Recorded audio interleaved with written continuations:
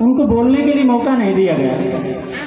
San Francis में programme था, बोलने के लिए मौका नहीं दिया, तो लास्ट में जाके जैसे तैसे करके उनके माइक हाथ लगा।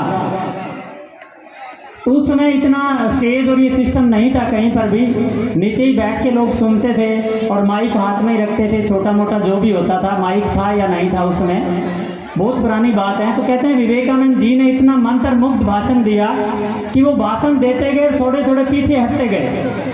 तो कहते हैं जब भाषण खत्म हुआ तो उन लोगों से जवाब उन्होंने पूछा कि आप पीछे मुड़ के देखिए कहाँ बैठे थे और कहाँ अब आ गए।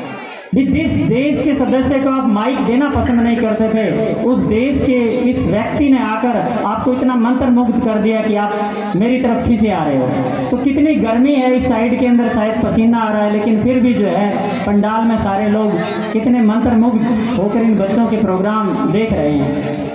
तो ये शुरुआत है इस गांव के लिए। देखना डंका बजेगा एक दिन बरवाली का, ये हमारा कमिटमेंट है आपसे। अगर इसी तरह से आप जैसे लोगों का सहयोग मिलता गया तो हम और ऊंचाइयों को छुएंगे, आपके बच्चों को और नई जगह लेके जाएंगे, हमारा मन है। और मैं आपसे ये बता देना चाहता हूँ, डीपी सर हमारे सामने बैठे हैं, बहुत बड़े स्कूल के मालिक हैं, बहुत बड़ा स्कूल है वो। हालांकि एक बरवाले के पेरेंट्स ने तो मेरे को ये भी कह दिया था कि जी बरोखा जैसी तो पढ़ाई कहीं नहीं है। मैंने उनको कहा भी देखो बरोखा बड़े टीचर हैं, हम छोटे टीचर हैं, हम थोड़ा पढ़ाना जानते हैं, आप अपने बच्चे को वहाँ पढ़ा लीजिए जहाँ बड़े टीचर हैं।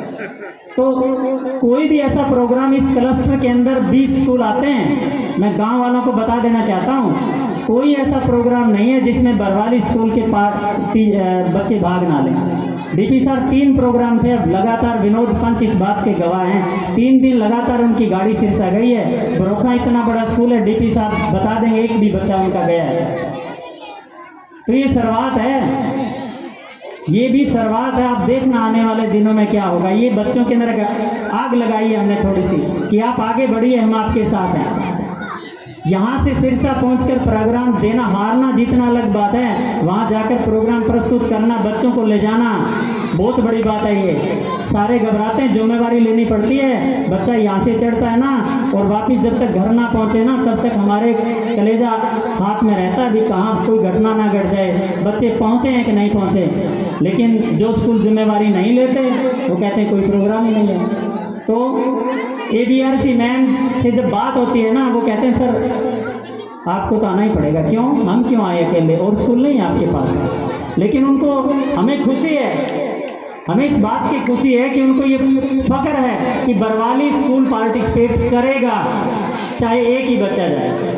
हमारे क्लस्टर के अंदर मेरा नाम, ABRC का नाम अगर रोशन करेगा तो बरवाली स्कूल करेगा। ये उनके मन में है ये बात।